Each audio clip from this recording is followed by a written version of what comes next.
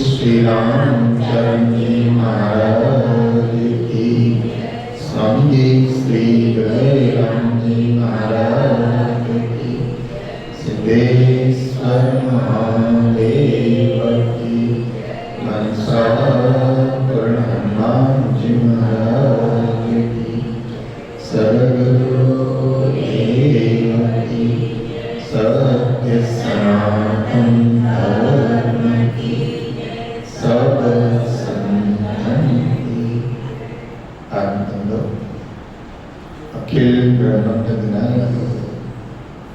दयालु कृपालु राम सच्चिदानंद गुरुनगर पांचनालों श्रद्धा प्रीति और भक्ति के साथ कोटि कोटि बार वंदन प्रणाम करते हुए परम श्रद्धालु प्रभु प्रेमी भक्तजन श्रद्धा वात्सल्य में सभी स्वरूपा शक्ति परम पवित्र चतुर्मास के परम पावन सत्संग में विश्राम सागर के पावन चरित्र में 88,000 समकालिक ऋषियों के प्रति तत्ववेत्ता सुत जी महाराज पावन कथा को श्रवण करवा रहे हैं। बाबा रघुनाथ दास जी महाराज अपने शिष्यों को श्रवण करवा रहे हैं और आपने कल श्रवण किया था कि पूरे 16 दिनों तक मुद्गल के यहाँ आकर के और दुर्वासा ऋषि भोजन करते रहे और वो परीक्षा के लिए आए थे, लेकिन कितने दिनों तक ये मुझे श्रद्धा से भोजन करवाता है। कल आपको निवेदन किया था कि अगर हमारी राजसी श्रद्धा होगी तो भी परिवर्तन आएगा, हमारी अगर तामसी श्रद्धा होगी तो भी हमारे आचरण में पवित्र आएगा, लेकिन अगर हमारी सात्विक श्रद्धा होगी तो परिवर्तन बिल्कुल नहीं आएगा। जैसे हैं हम वैसे ही हमारी श्रद्धा, आस्था, भावना, निष्ठा बढ़ती चली जाएगी और जब आस्था, निष्ठा, श्रद्धा बढ़ती चली जाएगी तो रामचरितमानस के अंदर माँ भगवती पार्वती को प्रारंभ में वंदना की है तो भगवान शिव और पार्वती की वंदना में बाबा जी ने लिखा है, भवानी शंकर वंदे श्रद्धा विश्वास रूपेण। बोले मैं भगवान शिव एवं माँ भवानी की वंदना करता। अब आप सिंपल में पढ़ोगे तो कुछ रहस्य आपको मालूम नहीं होगा, लेकिन उसको गहन चिंतन करोगे संतों सद्गुरुओं के सानिध्य में तो उस श्लोक का बड़ा भावार्थ आपको समझ में आएगा कि भवानी को मैं वंदन करता हूँ और शिव को मैं वंदन करता हूँ। भवानी क्या है? बोले श्रद्धा है। भगवती पार्वती क्या है? श्रद्धा है। और भगवान शिव क्या है? विश्वास। तो रामचरितमानस में ही बाबा जी ने आगे लिखा है कि भवानी धीरे धीरे हिमाचल महाराज के यहाँ बढ़ने लगी, बड़ी होने लगी। कथा के रहस्य को जरा समझने की कोशिश करना कि भवानी धीरे धीरे बढ़ने लगी, यानी हमारी श्रद्धा भी धीरे धीरे बढ़ना चाहिए, घटना नहीं चाहिए। घटती है और बढ़ती है तो तामसी हो जाएगी, राजसी हो जाएगी। लेकिन हमारी अगर सात्विक श्रद्धा है तो वो दिनों दिन बढ़ती चली जाएगी और हमारी श्रद्धा भवानी पार्वती बढ़ने लगी। और जब बढ़ने लगी तो कौन आए? नारद जी आए। नारद जी कौन? एक संत। हमारी श्रद्धा जब बढ़ेगी तो हमारे जीवन के अंदर किसी संत का आगमन होगा। सूत्र को समझना है, किसी महापुरुष का हमारे जीवन में आगमन होगा और वो आगमन जब होगा और श्रद्धा बढ़ती होगी तो रास्ता क्या बताएंगे? बोले शिव की प्राप्ति। क्या कहा? शिव की प्राप्ति। और शिव यानी कौन? मंगलकारी। शिव यानी कल्याणकारी, शिव यानी आनंदकारी। और जब भवानी बड़ी हुई तो आनंदकारी शिव की प्राप्ति का मार्ग बता दिया।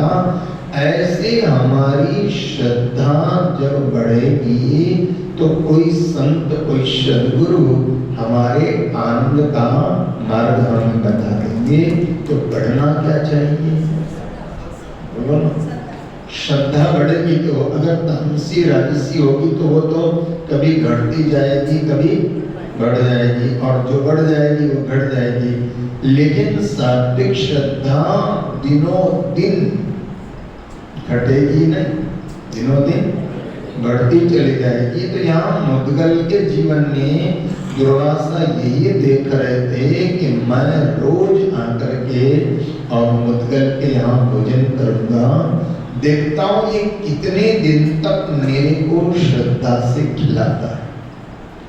और कल आपसे निवेदन किया था कि आप जो भी कार्य करो ना तो आप श्रद्धा से करो। श्रद्धा अगर आपकी बढ़ेगी तो शिव मिलेगा, यानी निश्चित हमारे जीवन में कल्याण, मंगल, आनंद, ये शिव है। कौन सा शिव? आनंद रूपी शिव, कल्याण रूपी शिव, मंगल रूपी शिव हमारे को प्राप्त होगा, निश्चित होगा। लेकिन हमारी बढ़नी क्या चाहिए? श्रद्धा, सात्विक श्रद्धा निरंतर बढ़ती रहना चाहिए। तो 16 दिनों तक दुर्वासा ने आकर के और मुद्गल के यहाँ पर भोजन को ग्रहण करते रहे, और 16वें दिन तक भी जो है श्रद्धा घटी नहीं, श्रद्धा बढ़ती चली गई। और मुद्गल यही कहता रहा, महाराज आज आए हो भोजन करने के लिए तो कल भी जरूर पधारना। और ऐसी 16 दिनों की उस परीक्षा के अंदर, इसलिए जो हमारे जीवन के संस्कार होते हैं ना, 16 संस्कार कहते हैं, जन्म से लेकर के मृत्यु तक, यानी 16 दिन की परीक्षा क्यों ली? क्योंकि उनके जीव श्रद्धा के, आस्था के पूरे संस्कार हो गए, यानी पूर्णता को प्राप्त हो गए। और इसलिए शिष्य भी पूर्णता को प्राप्त हो जाए। गुरु पूर्ण है तो शिष्य, गुरु क्या चाहता है कि मेरा शिष्य भी पूर्णता को प्राप्त हो जाए। सिद्ध क्या चाहता है? मेरा साधक भी पूर्णता को प्राप्त हो जाए। और पूर्णमिदं पूर्णात् पूर्णमुदच्यते पूर्णस्य पूर्णमादाय पूर्णमेवावशिष्यते। तो यहाँ दुर्वासा ने देखा कि 16 दिन हो गए और इसकी श्रद्धा में कोई कमी नहीं आई, यानी मुद्गल पूर्णता को प्राप्त हो गए। और अब दुर्वासा ने कहा, मैं तुम्हारे पर बहुत प्रसन्न हूं। और उसी समय जो है स्वर्ग के पार्षद विमान लेकर के आए और मुद्गल को कहा कि आपने इतना अन्नदान किया है और ऐसा अन्नदान किया, श्रद्धा से किया है, तो आप हमारे साथ में कहाँ चलो? स्वर्ग में चलो। तो मुद्गल ने पूछा कि स्वर्ग में आप मुझे ले तो जा रहे हो, लेकिन हमारा कुछ प्रश्न है, उनका उत्तर दीजिए। कि स्वर्ग में आप हमें ले तो जाओगे तो वहाँ सुख क्या है और वहाँ दुख क्या है? समझ, सुख क्या है और दुख क्या है, ये कृपा करके हमारे को बताइए। तो वो जो स्वर्ग के पार्षद विमान लेकर के आए थे, वो कहने लगे, स्वर्ग क्या है? हमारी कमाई को खाने का स्थान। क्या है स्वर्ग? क्या है? हमारी कमाई को खाने का स्थान। यानी कि हमने क्या कमाया? पुण्य कमाया, बराबर। और पुण्य कमाया तो जब तक हमारा पुण्य है, हमें स्वर्ग में सब प्रकार की सुविधा प्राप्त होती। रहने की, खाने की, सेवा की, चाकरी की, सब कुछ जैसा हम चाहते हैं वैसा सुख हमारे को वहां स्वर्ग में प्राप्त होगा। लेकिन हे महाराज मुद्गल, आपको हम कहना चाहते हैं कि वो सारी सुविधाएं स्वर्ग में तो मिलती है, ये स्वर्ग का सुख है। ये क्या है? स्वर्ग का सुख है। ये सारी सुविधाएं स्वर्ग में उसको प्राप्त होती है, लेकिन वो सुख कब तक? वो सुख कब तक? बोले जब तक तुम्हारी पुण्य की पूंजी, जब तक तुम्हारी पुण्य की पूंजी है तब तक स्वर्ग का सुख तुम्हें प्राप्त होता रहेगा। और फिर क्या होगा कि पुण्य के नाश समय हो जब ही हो जाए, पुण्य का नाश जब ही हो जाए और फिर से तो मृत्यु लोक ही आए। जैसे ही पुण्य पूरा हुआ और वहां से क्षीणे पुण्य, भगवत गीता भी कहती है कि क्षीणे पुण्य मृत्यु लोकम। पुण्य जैसे ही क्षीण होता है और वापस प्राणी को कहाँ लौटा दिया जाता है? मृत्यु लोक में लौटा दिया जाता है। और मृत्यु लोक में लौटाते हैं तो अच्छी जगह लौटाते हैं।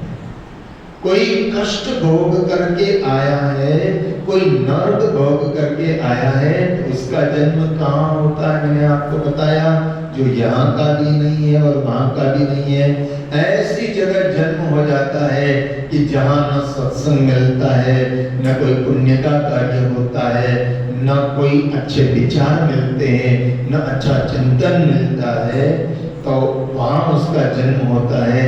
दुखों के बीच में उसका जन्म होता है। तो समझना चाहिए ये प्राणी नरक भोग करके, कष्ट भोग करके लौटा है। और एक व्यक्ति का जन्म होता है ऐसे संपन्न स्थान पर, अच्छे जगह पर। आप जानते हो एक बच्चे का जन्म होता है और जिस दिन उसका जन्म होता है उसके जन्मदिन के दिन से ही उसके नाम करोड़ों की संपत्ति जमा होना चालू हो जाती है। और एक बच्चे का ऐसा जन्म होता है कि जिसके माथे दुखों के बरसात होने लगती है। तो समझना क्या भोग करके हम आए, अच्छी जगह, संपन्न जगह या सत्संग। ध्यान देना, धन से ही संपन्न नहीं, अच्छे परिवार में अगर हमारा जन्म हुआ है, सत्संगी परिवार, भले वो आर्थिक रूप से संपन्न नहीं है, लेकिन अच्छे परिवार में हमारा जन्म हुआ है, सत्संगी परिवार में जन्म हुआ है, भगवत भक्त के परिवार में जन्म हुआ है, तो भी मानना चाहिए कि हम स्वर्ग से लौट करके आए। लेकिन लौट के आने के बाद यहाँ लौट करके आए और हमें मौके मिलते हैं। प्रकृति सबको मौके प्रदान करती है। हमें मौके मिलते हैं कि हम वापस अच्छे कार्य करके, पुण्य कार्य करके और चाहे तो स्वर्ग प्राप्त कर सकते। लेकिन संपन्नता में जन्म मिला, अच्छी जगह पर हमारे को जाना होगा और वहां जाकर के भी हमारे अंदर अगर पाप वृत्तियां आ जाती है तो हम कौन सा रास्ता चुन रहे हैं? दुखों का रास्ता चुन रहे हैं, नरक का रास्ता चुन रहे हैं। लेकिन इस पीरियड के अंदर अगर असंपन्नता में या निपन्नता में, दोनों जाते हैं, निपन्नता में या संपन्नता में अगर किसी सदगुरु की मुलाकात हो जाती है, अगर अच्छा सत्संग मिल जाता है और हम भजन में लग जाते हैं, तो न हमारे लिए स्वर्ग है और न हमारे लिए नरक है, हमारे लिए मोक्ष का मार्ग निश्चित है। तो यहाँ पर हम दूतों ने कहा महाराज स्वर्ग के सुख आपको बताए कि हम जैसा चाहेंगे वैसा सुख प्राप्त होगा। भोगों से लेकर के सारे सुख वहां प्राप्त होंगे। लेकिन जैसे ही पुण्य नष्ट होगा और नरकों की ओर, पृथ्वी की ओर, मृत्युलोक की ओर धकेल दिया जाएगा। तो महाराज मुद्गल ने पूछा कि ये बताओ स्वर्ग के सुख तो तुमने बताए, लेकिन क्या स्वर्ग में दुख भी है? समझना जरा। स्वर्ग के सुख तो तुमने बताए, लेकिन स्वर्ग में दुख भी है? बोले हाँ है ना महाराज। बोले स्वर्ग माई है दुख ही अपार। स्वर्ग माई है दुख ही अपारा, और तेई मन चाहत नहीं हमारा। मैं आपको बताता हूँ कि हे महाराज मुद्गल, स्वर्ग में दुख भी बहुत है। बोले क्या? बोले कोई छोटा पुण्यात्मा है, कोई बड़ा पुण्यात्मा है। स्वर्ग में जाकर के भी और ईर्ष्या से मुक्ति नहीं। स्वर्ग में जाकर के भी ईर्ष्या से मुक्ति नहीं है, क्योंकि कोई छोटा पुण्यात्मा है और कोई बड़ा पुण्यात्मा है, तो छोटा पुण्य वाले को छोटी सुविधा और बड़े पुण्य वाले को। मैंने आपसे एक बार कहा था ना कि स्वर्ग यानी धरती की 5 स्टार होटल, बराबर।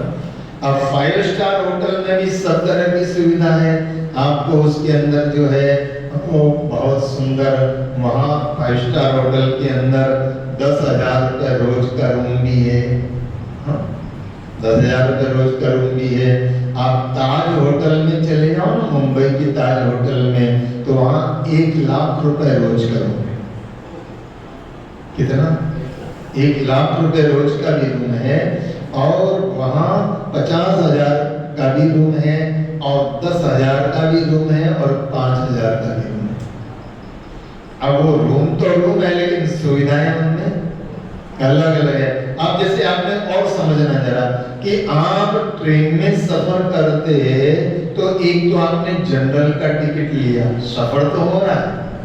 एक तो आपने जनरल टिकट लिया है, तो उस जनरल में तो आपको जगह मिल भी सकती है और नहीं भी मिल सकती है। सीट मिल भी सकती है, सीट नहीं भी मिल सकती है। लेकिन सफर का टिकट तो आपने लिया, तो उस टिकट की रेट भी कम होगी। समझ में आ रही ना? और उससे ऊपर थोड़ा सा चलो तो आपको जो है 3 टायर बर्थ मिल जाए, बराबर। उसमें आपको ये सुविधा रहेगी कि आपको बैठने की सुविधा है, आपको सोने की सुविधा। ट्रेन तो होती वही है, ट्रेन होती वही है। और उसके बाद में जो है स्लीपर कोच में वो व्यवस्था है। उसके बाद में जो है सीटिंग कोच है, जिसमें आपको सिर्फ बैठने की सुविधा है, चेयर कार जिसको बोलते हैं वो सुविधा है। और उससे ऊपर फिर आपको 3 टायर एसी है, बराबर ना? 3 टायर एसी है। और उससे ज्यादा आगे बढ़ो तो 2 टायर एसी है, और उससे भी आगे बढ़ो तो फर्स्ट एसी है। अब ट्रेन तो होगी वो है, लेकिन जिसके पास जैसा पैसा है उसके पास वैसी व्यवस्था है। अब फर्स्ट एसी में तो क्या होगा, आपके पास में खाना भी आपके टेबल पर वो लेके आएगा, गरम गरम रोटियां। मुझे एक बार अनुभव हुआ, मुझे मालूम नहीं था, मैं दिल्ली से लौट रहा था, तो हमारे भक्त ने फर्स्ट एसी में मेरा टिकट करवा दिया। मैं पहली बार फर्स्ट एसी में बैठा। फर्स्ट एसी में बैठा तो बस वो आ गए, बोले महाराज बताओ खाने में क्या चाहिए आपको, कैसा चाहिए। फर्स्ट एसी में वो सुविधा।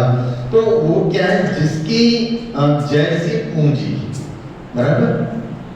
अब जैसी जिसकी पूंजी, 3 टायर में वैसा पैसा लग रहा है तो वैसी सुविधा है, एसी में जैसा पैसा लग रहा है तो वैसी सुविधा है, सेकंड एसी में जैसा पैसा लग रहा है वैसी सुविधा है, फर्स्ट एसी में जैसा पैसा लग रहा है वैसी सुविधा है।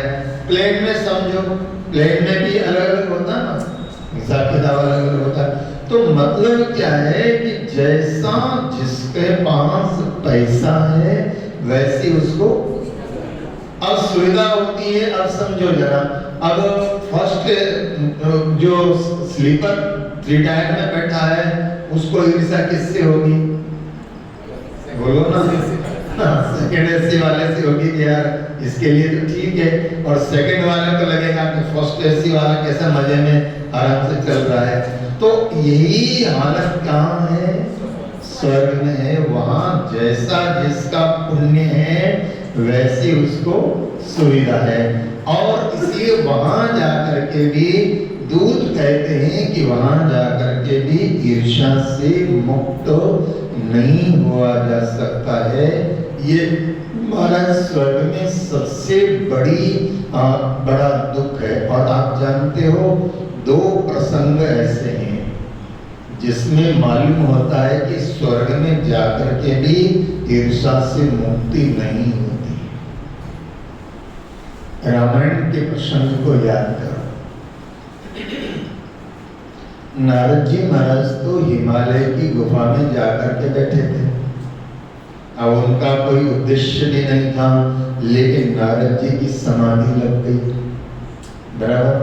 और नारद जी का तप बढ़ने लगा, और तप बढ़ने लगा तो किसी को तकलीफ नहीं हुई, लेकिन किसको हुई? बोलो ना। देवराज इंद्र को हुई। देवराज इंद्र ने सोचा कि कहीं नारद जी तप करके और मेरा इंद्रासन छीन न ले, और इसलिए इंद्र ना, ये ईर्ष्या का कारण है। ध्यान देना, ईर्ष्या कब होती है?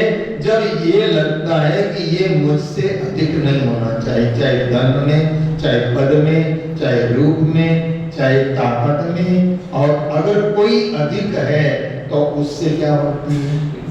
ईर्ष्या होती है। तो देवराज इंद्र को लगा, और देवराज इंद्र ने ईर्ष्या के मारे ही क्या किया? कामदेव को भेज दिया नारद जी की समाधि को टूटने के लिए। पहला प्रसंग रामचरितमानस में। और सेकंड प्रसंग आता है दैत्यराज बलि के यज्ञ के समय। दैत्यराज बलि यज्ञ कर रहे थे, तो उन स्वर्ग की प्राप्ति के लिए कर रहे थे, परमानेंट इंद्र बन जाओ। तब इंद्र ने सोचा कि ये अगर परमानेंट बन गया तो मेरा क्या होगा?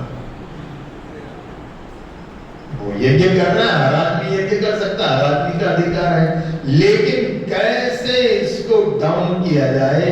तो देवराज इंद्र ने फिर अपनी देव माता को बहुत सारी कथा जानते सुनते, तो यानी कि स्वर्ग में जाकर के भी व्यक्ति ईर्ष्या से मुक्त नहीं हो सकता।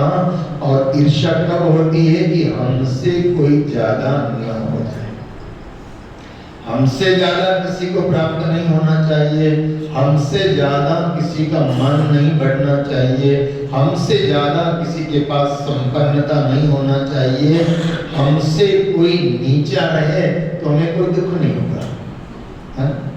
हमसे कोई नीचा रहेगा तो हमें कोई दुख नहीं होगा। लेकिन दुख कब होगा? जब हमसे कोई, अब समझो जरा, हमारे घर के बगल में 1 मंजिल के मकान वाला सिंपल आदमी है, और वो रहता तो हमें कोई तकलीफ नहीं है, लेकिन अचानक उसका 1 मंजिल टूट करके 2 मंजिल बढ़ जाए, उसके पास स्कूटर है तो गाड़ी आ जाए, हाँ, तो क्या होगा? हमारे पास भी गाड़ी है, लेकिन उसके पास हमसे अच्छी गाड़ी आ जाए, क्या होगा? ईर्ष्या प्रारंभ हो जाएगी। तो यहाँ स्वर्ग के वो पार्षद कह रहे हैं कि महाराज आपने पूछा स्वर्ग में क्या दुख है, तो सबसे बड़ा दुख है ईर्ष्या। और दूसरा दुख है कि जैसा पुण्य है वैसी वैसी सुविधा। तो फिर मुद्गल महाराज ने कहा कि वहां जाकर के भी दुखी होना है तो मुझे तो स्वर्ग में, ये स्वर्ग में नहीं जाना है। लेकिन अब तुम बताओ कि जहां आनंद ही आनंद, क्योंकि जहां सुख होगा उसके साथ क्या लगा हुआ है?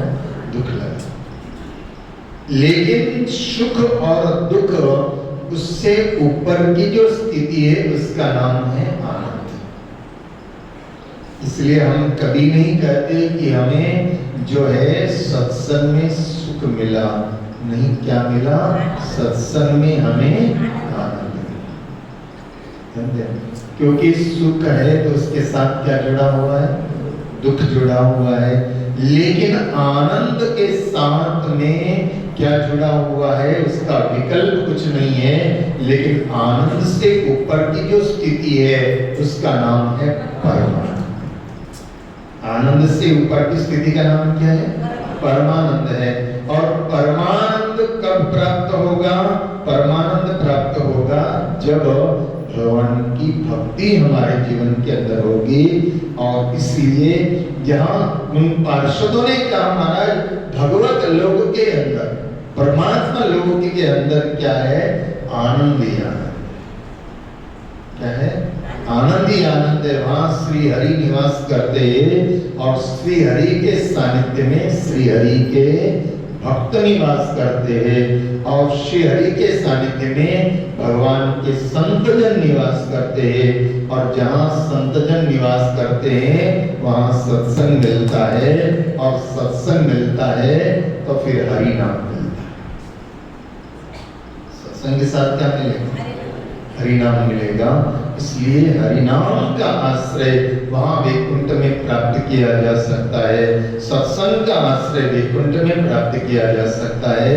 इसलिए संतों ने गाया भी है कि राम नाम अनमोल सांस सांस में खोल मानव तन तो आज मिला कल नहीं कल नहीं कल नहीं रे।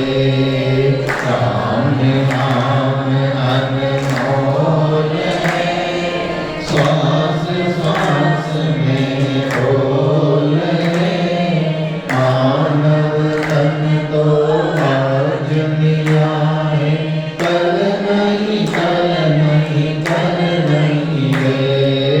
मानव तन तो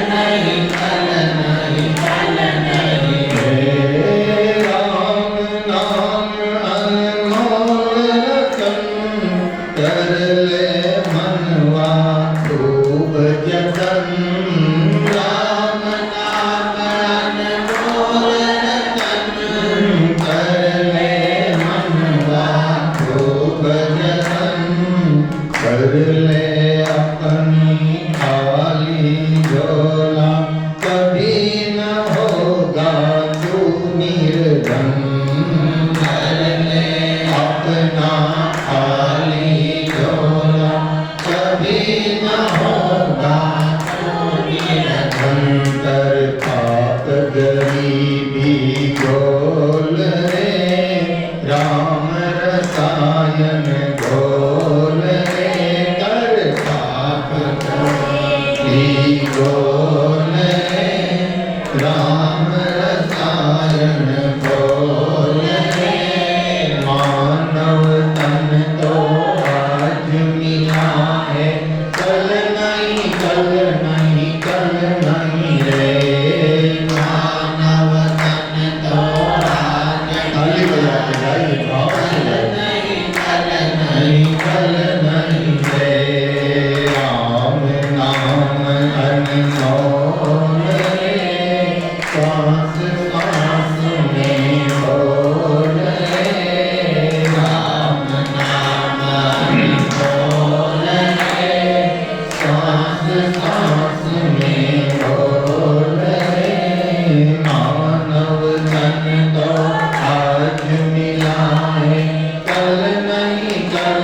नहीं कल नहीं रे मानव तन तो आज मिला है कल नहीं कल नहीं रे प्रभु चरणों में प्रीत लगा सोया अपना भाग्य जगा प्रभु चरणों में प्रीत लगा सोया अपना भाग्य जगा राम नाम का दीप जलाकर पाप अंधेरा दूर भगा राम नाम का दीप जलाकर पाप अंधेरा दूर भगा झूठ साच को तोल रे निज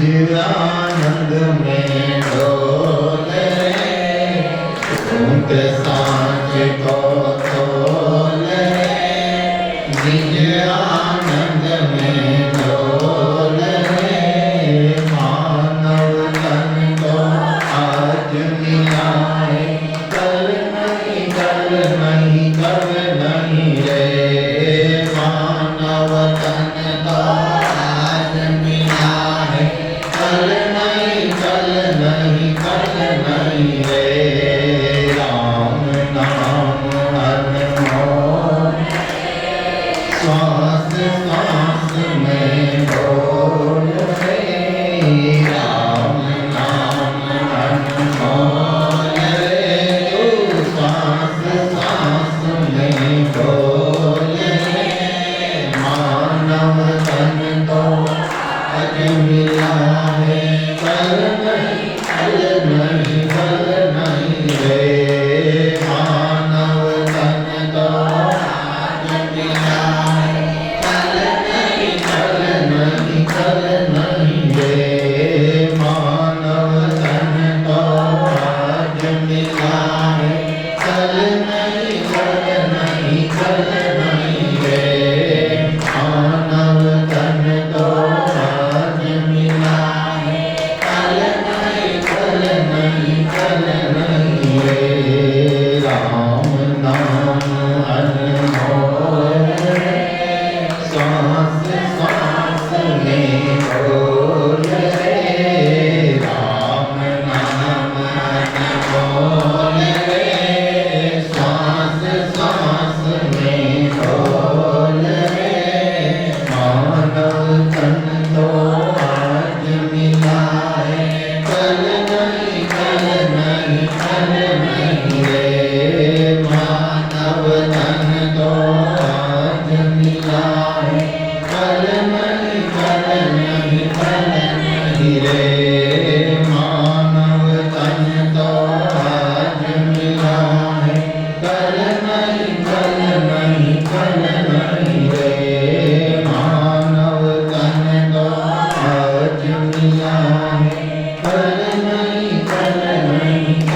नहीं रे मानव तन तो आज मिला है कल नहीं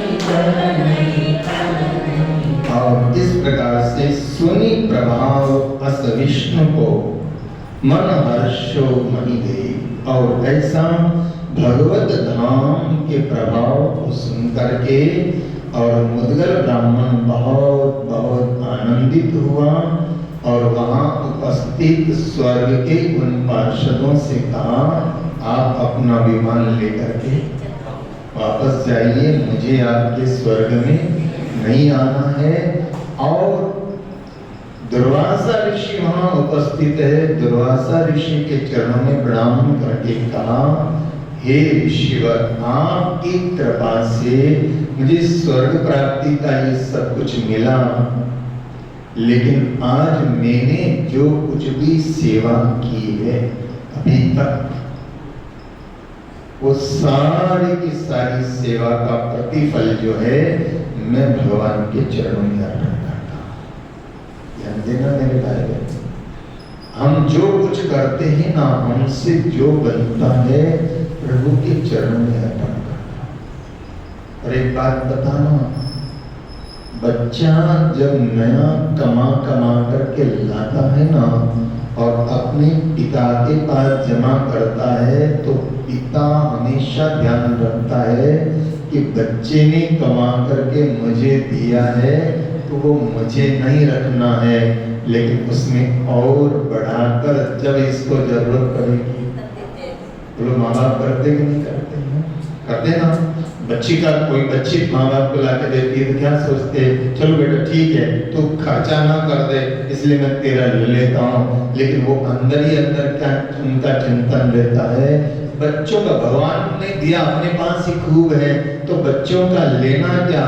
बच्चों का कई माँ बाप को देखा कि बच्चों का आया तो उसकी कुछ वस्तु खरीद के रख दी या सोना खरीद दिया या उसकी एफडी बना दी, उसमें थोड़ा और मिला करके अपनी ओर से, और बाद में जब उसको जरूरत पड़ती है तो माँ बाप जब लौटाते हैं तो जितना दिया उतना नहीं लौटाते हैं बल्कि बढ़ा करके लौटाया करते हैं। ऐसे जरा तुम सोचो, आगे बात समझ में क्या नहीं आए? जब संसार का माता पिता को तुम देते हो तो संसार के माता पिता तुम्हें बढ़ा करके लौटाते हैं, तो जब परम पिता परमात्मा को दोगे तो परमात्मा तो फिर जब भी लौटाएंगे तो कोई भंडार खाली रहने वाला नहीं। इसलिए हमारे यहाँ कहा गया है कि जो कुछ भी करे वो कृष्णार्पण, क्या भगवान को अर्पण। इसलिए पूर्ण पूजा तो तभी मानी जाती है। हम जब भी पूजा करते तो ब्राह्मण संकल्प करवाता है कि आपने आज बैठ करके यहाँ पूजा की है, ये अभिषेक किया है या नाम जप किया है या आपने जो पूजा करवाई है तो आप जो है अपने इष्ट अर्पण कर दो। तो आपका क्या हो गया, 100 रुपया जमा किया है तो भगवान माँ बाप क्या करेंगे, 100 जमा किया है तो बढ़ा करके 200 करके देंगे। ऐसे हमने पुण्यों को परमात्मा को अर्पण कर दिया है, तो जब मौका लगेगा परमात्मा, इसलिए पूर्णता को अग्रसर। इसलिए यहाँ मुद्गल ने कहा मैंने जो कुछ भी आज किया है वो मेरे प्रभु को अर्पण, मेरे परमात्मा को अर्पण। और जो कुछ भी जीवन मिला है तो बीती जो जितनी बीती जितना समय हमने गंवा दिया है उस प्यारे प्रियतम परमात्मा के बिना, हम करते रहे बस आप दान पुण्य यज्ञ हवन आदि सब कुछ करते रहे, लेकिन हमने अपेक्षाएं रखी कि ये करके हमें ये मिल जाए। बराबर, हम अपेक्षा ये करते ना कि हम ये पूजा कर रहे हैं तो हमें करके ये मिल जाए, हम मंदिर में 10 रुपए चढ़ा रहे हैं तो 10 की बजाय हमें 50 मिल जाए। लेकिन तुमने अर्पण कर दिया, फिर भूल जाओ कि परमात्मा को अर्पण। अब वो जाने, अपने को हिसाब रखने की जरूरत, वो हिसाब रखेगा, अपने से ज्यादा वो जानता है ना। इसलिए जो कुछ भी हमसे बनता है उसको क्या करो, परमात्मा को अर्पण। और हमसे जो कुछ बना है, स्मरण बना है, हमसे रोज हम स्मरण करते हैं तो वो, रोज हम पूजा करते हैं तो वो, रोज हमसे कुछ सत्कर्म होता है तो वो सबका सब किसको अर्पण करो। बड़ा महत्व है कृष्णार्पणम, रामार्पणम, सद्गुरु अर्पणम, जिसको अर्पण, जिसका तुम्हारा भाव है। आप जैसे हम ये चल रहा है अभी श्राद्ध का पक्ष चल रहा है तो पंडित पूजा करवाते हैं ना, पंडित पूजा करवाता, श्राद्ध की पूजा करवाने के लिए पंडित जी आते हैं तो वो क्या कहते हैं, आपने जो कुछ भी आज ये काम किया है इसका तर्पण करके पितरों को, इसको मिलता है, पितरों को प्राप्त होता है। और पितरों के निमित्त हमने अर्पण किया है और वो अर्पण किया तो पितृ संतुष्ट होते हैं और संतुष्ट होकर के हमको क्या देते हैं, आशीर्वाद देते हैं। बोलो यार, पितृ संतुष्ट होते हैं, पितरों के निमित्त हमने किया। तो जरा तुम सोचो कि पितरों के निमित्त करने से पितृ आशीर्वाद हमें प्रदान करते हैं, उनको अर्पण कर दिया तो पितरों का आशीर्वाद मिलता है। तो जो कुछ हमने किया अगर रामार्पण कर दिया तो कितना आशीर्वाद मिलने वाला है। इसलिए बहुत से हल्के रहो। इसलिए संतों ने कहा तुम पुण्यों के बोझ से भी हल्के रहो। पुण्यों का बोझ भी उठाने की जरूरत नहीं है। पापों का बोझ तो पाप तो करना ही नहीं है, इसलिए बोझ होने का सवाल नहीं है। लेकिन पुण्यों का बोझ भी लेकर के मत फिरो। हम खाली हो जाए, किसको अर्पण कर दें? परमात्मा को अर्पण कर दे। तो मुद्गल ने भी अपना जो कुछ किया और बाकी जो जिंदगी रही है, अब और कोई ठिकाना नहीं ढूंढना है। बीती जो जितनी बीती उसका तो गम नहीं है, और रहती है बाकी जिंदगी तेरे चरणों में हो ठिकाना। रहती है बाकी जिंदगी तेरे चरणों में हो ठिकाना। बस एक ही सूत्र स्वामी जी महाराज का सूत्र याद रहे कि हे मेरे नाथ, मैं तुम्हें कभी, हे मेरे नाथ, मैं तुम्हें कभी भूलूं नहीं। और ये निश्चित बना है कि हम राम जी के मजी हमारे हैं, हम राम जी के मजी हमारे हैं।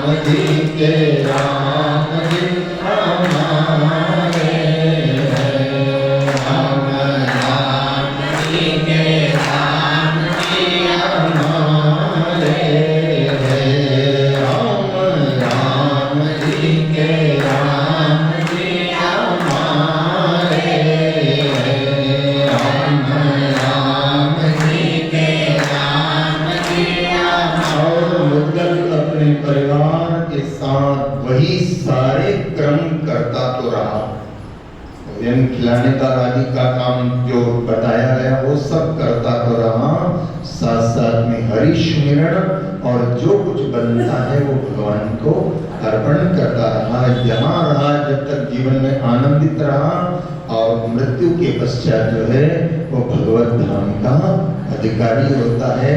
यहाँ सुत जी महाराज कहते हैं कि हे ऋषियों, आपने पूछा कि तब से और दान में क्या अंतर है और दोनों में श्रेष्ठ कौन है?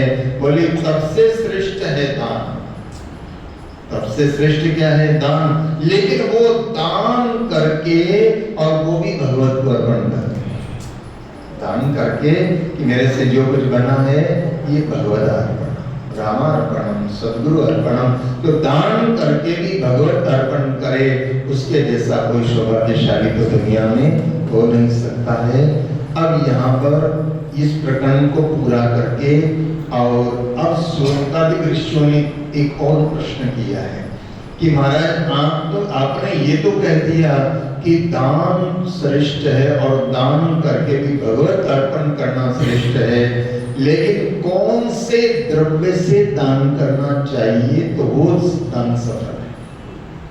कौन से द्रव्य से, कौन से पैसे से, कौन से धन से दान करना चाहिए? और उस सात्विक पैसे से किया गया अन्न के दान का क्या महत्व है?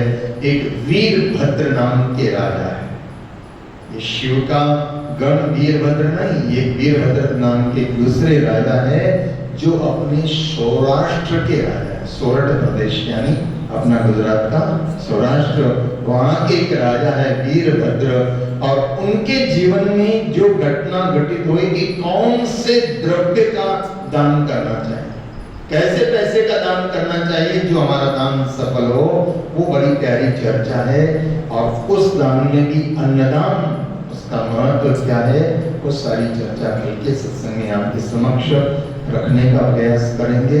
आज के सत्संग का समय पूर्ण हुआ है, इसलिए अपने बोल को विराम देते हैं। आप सबका मंगल पूछते हुए आप सबका जीवन प्रभु भक्तिमय हो, आनंदमय हो, सुख शांति